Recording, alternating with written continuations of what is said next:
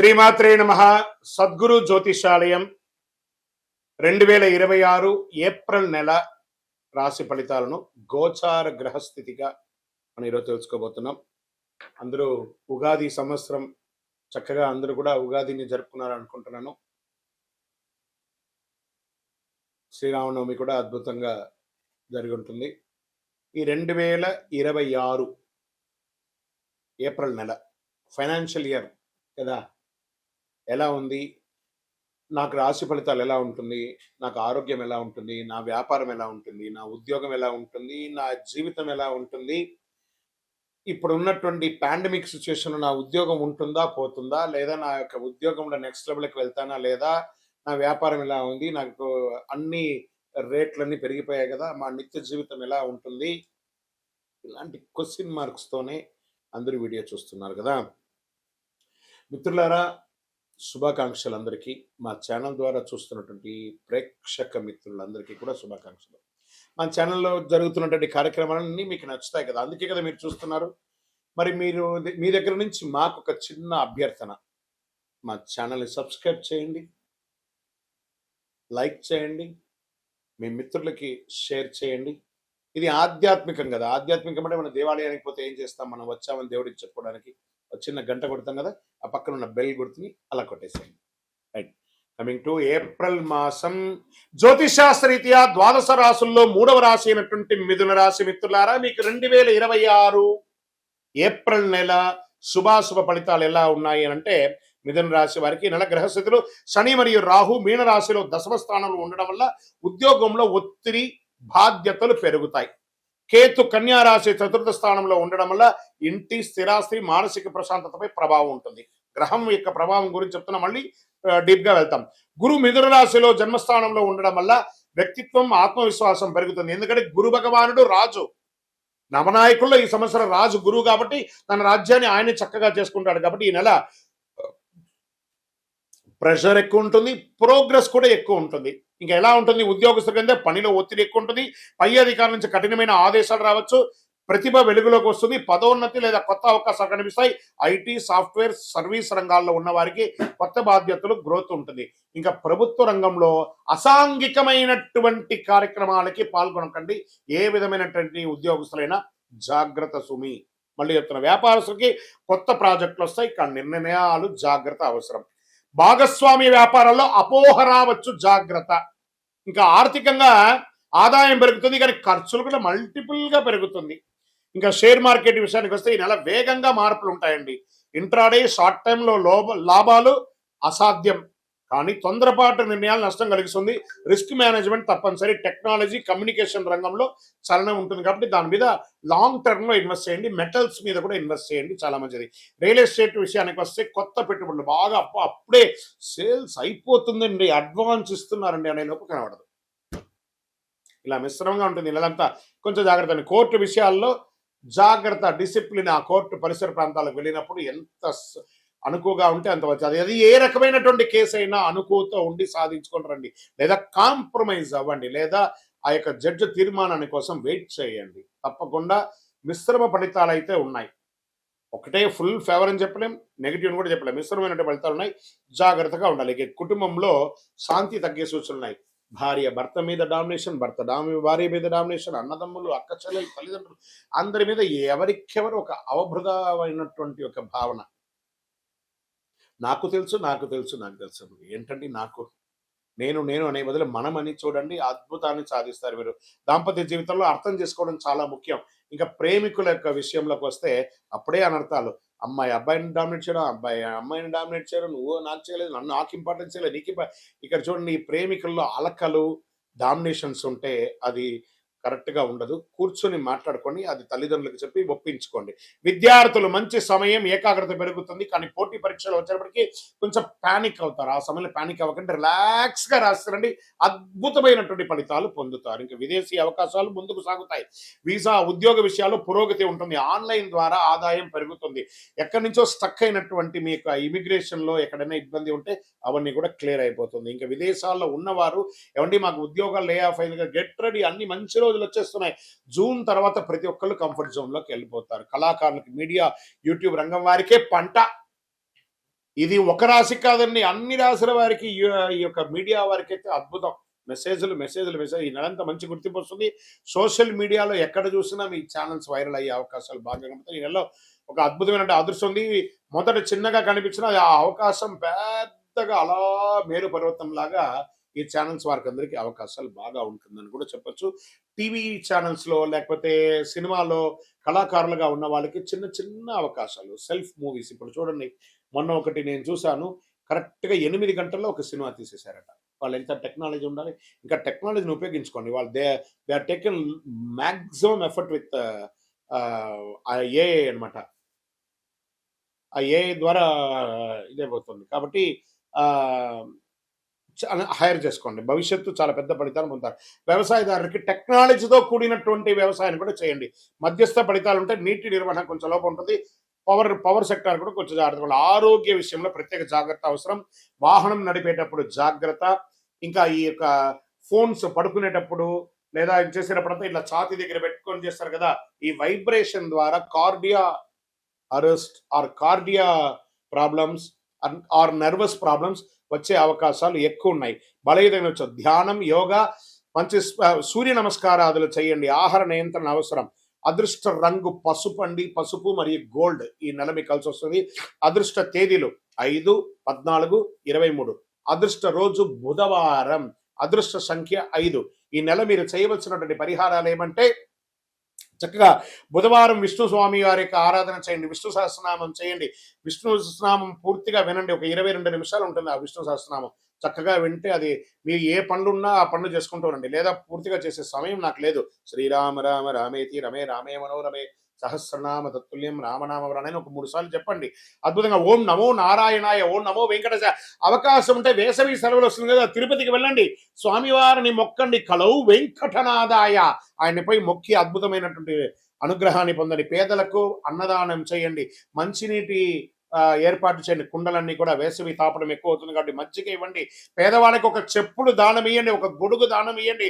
మిథున రాశి వారు గుర్తుంచుకోండి. ఈ నెల ఒత్తిడి అదే మీ ఎదుగుదలకు మార్గం అవుతుంది. గ్రహాలు పరీక్షిస్తాయి కానీ మీ కృషి మాత్రం వృధా పోవద్దు. మీ నిర్ణయం మీ భవిష్యత్తు. ఇంకను గురుగారు దీనికి ఏమైనా మాకు రెమెడీస్, షార్ట్ టర్మ్ రెమెడీస్ ఏమైనా ఉన్నాయా అంటే అతి అద్భుతమైనటువంటి అతి శక్తివంతమైనటువంటి కరుంగాళి మాల 48 రోజులు పూజ చేసింది. మన యొక్క దేవాలయంలో 45 రోజులు పూజ చేసి సిద్ధంగా ఉంది. కావాల్సిన వారు డిస్ప్లేలో కనబడుతున్నటువంటి నంబర్కి వాట్సాప్ చేయండి. మీకు కరుంగాళి మాల ఎలా పొందాలో చెప్తారు. గురుగారు గోచార ప్రకారం చెప్పారు. మా వ్యక్తిగత జాతకం తెలుసుకోవాలనుకుంటున్నాం. ఎలాగంటే మీ పరిసర ప్రాంతాల్లో మీరు ఎక్కడ ఉంటే అక్కడ గురువుని సంప్రదించండి. మీ యొక్క గురువు దగ్గరికి పోయి మీ యొక్క date of birth, time of birth తెలుసుకోండి. లేదు గురుగారు మీ దగ్గరనే మేము అపాయింట్మెంట్ తీసుకోవాలనుకుంటున్నాం. డిస్ప్లేలో కనబడుతున్నటువంటి నెంబర్కి మీ పేరు, date of birth, time of birth, place of birth చేయండి. మా అడ్మిన్స్ మీకు టైం ఇస్తారు, స్లాట్ ఇస్తారు. దాని ద్వారా మీరు మీ యొక్క సంపూర్ణ జాతకాన్ని తెలుసుకోవచ్చు. ద్వాదశ రాశి మిత్రులందరూ కూడా శుభాకాంక్షలు. ఈ యొక్క 2026 ఫైనాన్షియల్ ఇయర్ నుంచి ఇంకా మీరు అద్భుతం పొందాలని మనస్ఫూర్తిగా కోరుకుంటూ మీరందరూ క్షేమంగా ఉండాలని మీకోసం ప్రార్థన చేస్తూ అఖిలాండ కోటి బ్రహ్మాండ నాయకుడు శ్రీ ధర్మశాస్త్ర అయ్యప్ప స్వామి వారి 18 అవతారముల దేవాలయం జీవకొండలో మీకోసం ప్రార్థన చేస్తున్నాము. అందరూ క్షేమంగా ఉండాలి.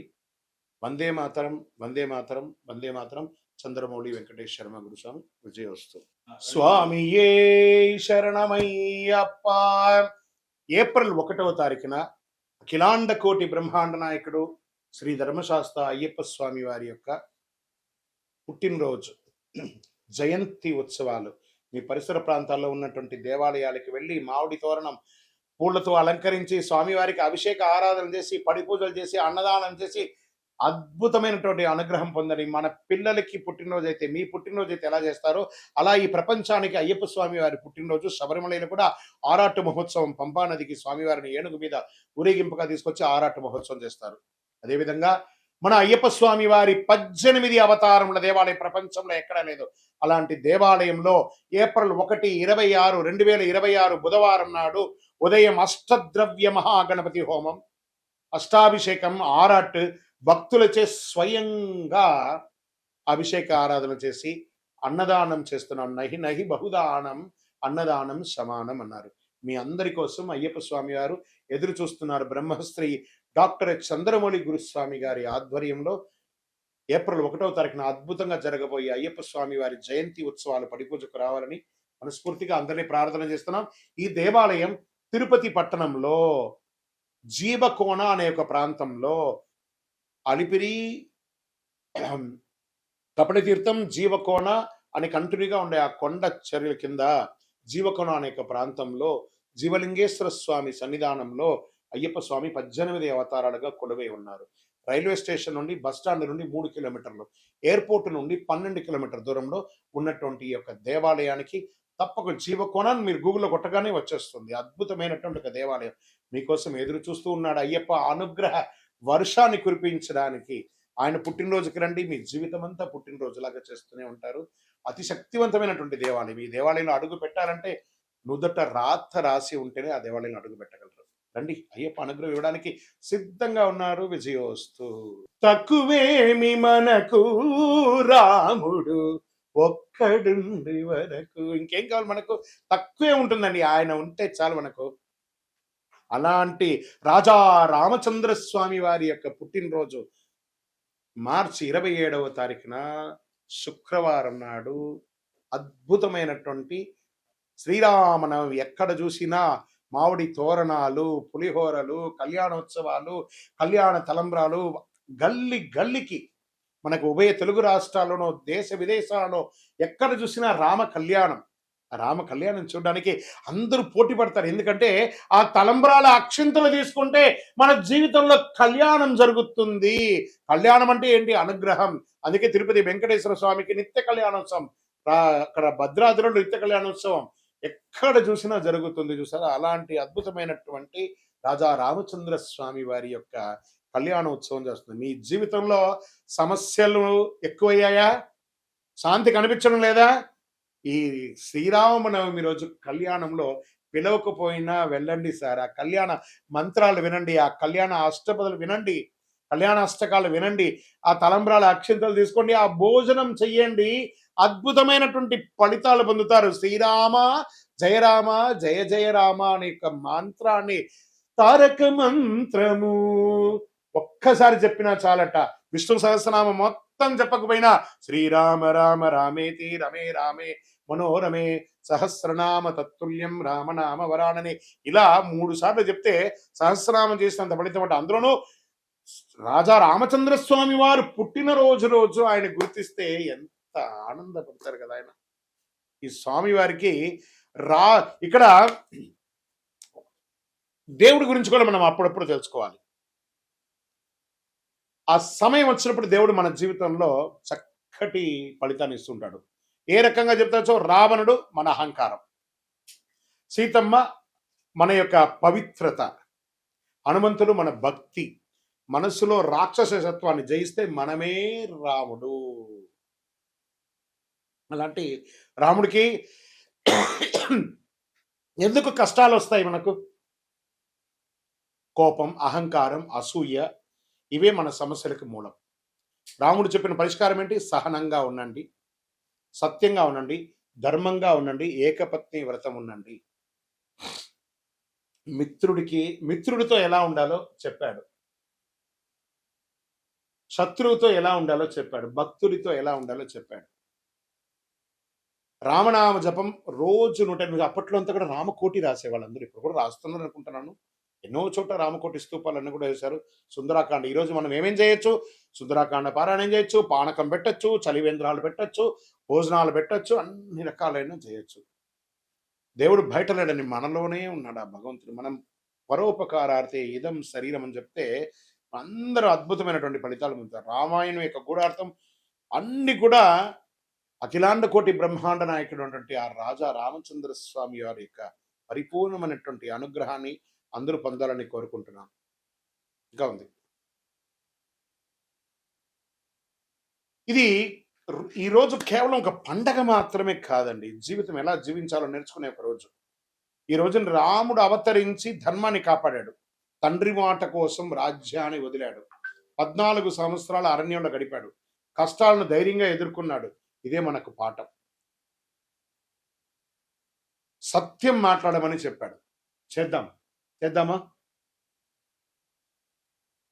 అలాంటి ఆ రామచంద్ర స్వామి వారికి రామదాసు గారు తయారు చేసి ఇచ్చినటువంటి ఆ యొక్క మంగళసూత్రంతో కళ్యాణం ఒంటిమిట్టలో జరుగుతుంది, తిరుపతిలో జరుగుతుంది, భద్రాద్రిలో జరుగుతుంది. గల్లి గల్లీలో జరిగే ఈ యొక్క రామచంద్ర స్వామి వారి యొక్క కళ్యాణోత్సవాన్ని అందరం పాల్గొని మనలో ఉన్నటువంటి బాధలన్నీ తొలగించుకొని రాజా రామచంద్ర స్వామి వారి యొక్క కళ్యాణోత్సవాన్ని జై శ్రీరామ్ అనే యొక్క నామంతో మారుమోగుతూ హనుమంతుని జెండా ఊపుకుంటూ ప్రతి ఒక్కరు కూడా రామదండుగా అందరం కూడా ముందుకెళ్ళి రామ కళ్యాణం చేస్తాం. జై శ్రీరామ్. చాలా మందికి ఇప్పుడు ధర్మ సందేహాల్లో మనం వెళ్తాం. చాలా మందికి శని భగవానుడు ఎందుకు దుష్టగ్రహంగా భావిస్తారు? అందరూ భయపడతారు. ఎందుకు శని అంటే ఎందుకు భయపడతారు?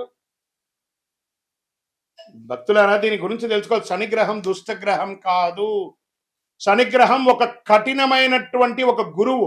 నువ్వు ఎలా ఉండాలి, నీ జీవితంలో ఎలా నీ మార్పులు చేర్పులు జరగాలి అని చెప్పే ఒక అద్భుతమైనటువంటి ఒక సూత్రధారి, ఒక ధర్మ దారి చూపించే ఒక మహానుభావుడు ఎవరైనా ఉన్నారంటే అది శని భగవానుడే. శని యొక్క స్వభావం ఏమిటంటే మన జీవితంలో చేసిన కర్మ ఫలితాలని ఆయన కడుగుతారు. మన తప్పు చేసే శిక్షిస్తుంది, సరైన మార్గంలో నడిపించే గొప్ప ఫలితాన్ని ఇస్తారనమాట ఆయన. అందుకే శనిని న్యాయాధిపతిగా అంటారు. అందుకే ఏ దేవుడికి కూడా లేని ఈశ్వర శబ్దాన్ని కలిగినటువంటి వాడు. ఏం చెప్తారు? ఈశ్వరుడికి మాత్రం ఈశ్వర శబ్దం ఉంది కదా, శనీశ్వరుడు అన్నారు. శని ఈశ్వర శబ్దం కలిగిన వాడు కాబట్టి ఆయన ఏం చేస్తాడంటే మనల్ని ఆర్థికంగా నువ్వు ఎలా ఉండాలి ట్యూన్ చేస్తాడు, బంధాల్లో ఎలా ఉండాలి ట్యూన్ చేస్తాడు, సమాజంలో ఎలా ఉండాలి ట్యూన్ చేస్తాడు, నీ నోటి వల్ల వచ్చినటువంటి తప్పులే ఉంటుంది దాన్ని ట్యూన్ చేస్తాడు. ఎన్ని రకాలుగా అంటే ఆయన ఏ రకంగా మన దాంట్లో ప్రయాణం చేస్తాడు? ఏళ్నాడు శని, అష్టమ శని, అర్ధాష్టమ శని, కంఠ శని, జన్మ శని, ఇన్ని రకాలుగా మనలో వచ్చి మన జీవితాన్ని మారుస్తుంటారు. ఆయనకి ఎంత కృతజ్ఞత చెప్పాలి కదా. ఆయన దుష్టగ్రహం కాదండి. ఆయన ప్రేమించడం మొదలు పెట్టండి.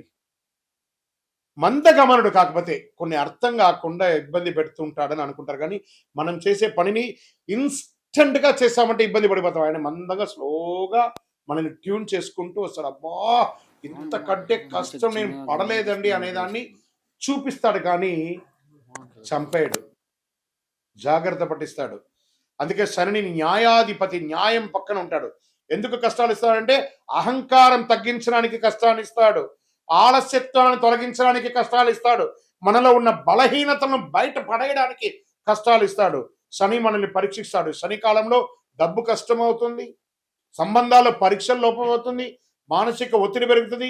కానీ కష్టం వెనక ఉన్న అసలు ఉద్దేశం మనల్ని బలంగా తయారు చేయడానికి. శని ఇచ్చే ఫలితాలు ఆలస్యంగా వస్తాయి, కానీ వచ్చిన తర్వాత శాశ్వతంగా ఉండబోతున్నాయి. అలాంటి వాళ్ళు ఎవరైనా ఉన్నారా ఈ 2026లో అంటే? అందులో కన్యా రాశి వారు ఉన్నారు, కర్కాటక రాశి వారు ఉన్నారు, వృశ్చిక రాశి వారు ఉన్నారు, తులారాశి వారు ఉన్నారు, కుంభరాశి వారు ఉన్నారు. వీళ్ళంతా అదృష్టాన్ని పొందబోతున్నారు. శని అనుగ్రహం ఉంటే సాధారణ మనిషి కూడా చక్రవర్తి అయిపోతాడండి. అదే శనిలో ఉన్నాయి. అందుకే కొంతమంది జీవితంలో చాలా ఆలస్యంగా సక్సెస్ అవుతారంటే అది శని భగవానుడు చూశాడు. శ్రమ, సహనం, నిజాయితీ, క్రమశిక్షణ, ఈ 4 ఉంటే శని ఎప్పుడు హానికి రాడు. శనిగ్రహం శుభగ్రహం, దుష్టగ్రహం కాదు. విజయోస్తు. శని దశలో మనం ఏ పనులు చేయకూడదు? అసాంఘికమైనటువంటి కార్యక్రమాలు చేయకూడదు, ఇల్లీగల్ అఫైర్స్ పెట్టుకోకూడదు, ఆర్థిక లావాదేవీలలో తప్పులు చేయకూడదు. ఇవన్నీ జాగ్రత్తగా ఉండాలి. ఆహారపు అలవాట్లని మధ్యస్థంగా ఉంచుకోవాలి. కొత్త పెట్టుబడులు పెట్టి ఇబ్బంది పడకూడదు. ఇలాంటి జాగ్రత్తలు పడితే శని భగవానుడు మంచి దారాన్ని కల్పిస్తాడు. విజయోస్తు. శని 7వ స్థానంలో కూర్చున్నాడు. శనికి తైలాభిషేకం అంటే చాలా ఇష్టం. కాకధ్వజాయ విద్మహే ఖడ్గహస్తాయ ధీమహి తన్నః మంద ప్రచోదయాత్. ఆయన రౌద్రంగా ఉన్న ఆ స్వామి వారిని శివుడికి ఎలా అభిషేకం అంటే చాలా ఇష్టం. ఆ తైలంతో అభిషేకం చేయడం వల్ల కర్మ వ్యాధులు తొలగుతాయండి. అందుకని శని భగవానుడు నాకు తైలాభిషేకం చేయండి, మీ వ్యాధులన్నీ తీర్చుకోండి అని అంటున్నాడు. కాబట్టి తైలాభిషేకం చేస్తే శనీశ్వరుడు ఆనందపడతాడు. అందులో ప్రత్యేకించి శనివారం తల మీదకెళ్ళి నూనె పోయడం కాదు, మళ్ళీ అందరూ తెలుసుకోవాలి, శని పాదాలకు నూనె పోయాలి. ఇది చాలా మంది తెలియకుండా చేస్తారు. విజయోస్తు. మళ్ళీ అగరబత్తి తీసుకుపోయి ఆ దేవుడు పాదాల దగ్గర ఇట్లా ఒత్తి దీపం పెడతారు. ఆ మంటకు నువ్వు పూజ చేసి నన్ను నా సీటుకే ఎసురు పెడుతున్నావురా అనుకుంటాడు. దూరంగా పెట్టాలి నూనె. ఇవన్నీ కూడా జాగ్రత్త. విజయోస్తు. శనిదేవుని యొక్క పూజకు ఉత్తమమైనటువంటి సమయం ప్రాతకాలం చేసుకోవచ్చు. రాహుకాల దీపాలు పెట్టడం చాలా మంచిది. శని భగవానుడికి 9, 10:30 రాహుకాలం కాబట్టి శనివారం రోజు ఆ రోజు చేస్తే చాలా విశేషంగా ఆ సమయంలో ఉంటారు. ఆ సమయంలో ఒక కొబ్బరి చిప్ప తీసుకోండి. ఒక ఒక క్లాత్, నల్లని క్లాత్ తీసుకొని అందులో నల్ల నువ్వులు వేసుకొని నల్ల దారంతో ఒక ఉండ చుట్టండి. ఇటు ఒక చిప్పలో అటు ఒక చిప్పలో ఒక్కొక్కటి వేసి నువ్వుల నూనె వేసి అక్కడ వేసి ప్రదక్షిణ దీపం వెలిగించుకోవచ్చు. దూరంలో 19 ప్రదక్షిణాలు చేయాలి. ఎందుకంటే శని భగవానుడి యొక్క ప్రయాణం 19 సంవత్సరాలు. ఏళ్నాడు శని 7.5 సంవత్సరాలు, అష్టమ శని 4 సంవత్సరాలు, అర్ధాష్టమ శని 2.5 సంవత్సరాలు, కంఠ శని, జన్మస్థానిలో అంతా ఉంటారు కాబట్టి ఇలాంటి సమయంలో స్వామివారికి కొబ్బరి చిప్పతో నూనె వేసి శనివారంలో రాహుకాల సమయంలో దీపం వెలిగిస్తే చాలా విశేషం అంటారు. ఆ సమయంలో ఒక చిన్న ఒక బెల్లం ముక్క కూడా పెట్టాలి అని అంటున్నారు. పెడితే చాలా మంచిది, విశేషం. గురుగారు మీరు ప్రదక్షిణల గురించి చెప్పారు. మరి శనిదేవుని ప్రీతి చేయడానికి మేము ఏమైనా మంత్రం చెప్పాలా? దీనికి ఏమన్నా ఉంటాయంట? నీలాంజన సమాపాసం రవిపుత్రం యమాగ్రజం ఛాయా మార్తాండ సంభూతం తన్నమామి శనైశ్వరం. తర్వాత ఏం చేస్తారు? కాకధ్వజాయ విద్మహే ఖడ్గహస్తాయ ధీమహి తన్న మంద ప్రచోదయ. ఇవన్నీ అయిన తర్వాత ఆయన దగ్గర మనం ఏమని ప్రార్థన చేసుకుంటున్నాం? శని బాధ వినాశాయ ఘోర సంతాపహారిణే కనకాలయ వాసాయ భూతనాదాయ తే నమః. ఆయన దగ్గర ఏం ప్రార్థన చేస్తున్నాం? దేహి మే బుద్ధి వైశిష్ట్యం. స్వామి నా బుద్ధి చెడిపోయినట్టు కనబడుతుంది, నాకు మంచి ఆ బుద్ధి ఇవ్వండి. దేహి మే బుద్ధి వైశిష్ట్యం దేహి మే నిత్య యవ్వనం. నేను ఆహారపు అలవాట్ల ద్వారా నా శరీరాన్ని నాశనం చేసుకున్నాను. నేను నాకు మంచి ఆరోగ్యాన్ని. దేహి మే నిత్య యవ్వనం దేహి మే పరమానందం. ఆ స్వామి దగ్గర ఆనందాన్ని కల్పించండి స్వామి. ఎప్పుడు ఏదో నెగిటివ్ దృష్టితో నేను ఎప్పుడు నెగిటివ్గా ఆనందం లేకుండా స్ట్రెస్ అవుతున్నాను, నాకు ఆనందాన్ని ఇవ్వండి అని చెప్పి ఇలా ప్రార్థన చేయండి. అనుగ్రహ వర్షాన్ని కురిపించేస్తారండి శని భగవానుడు. విజయోస్తు.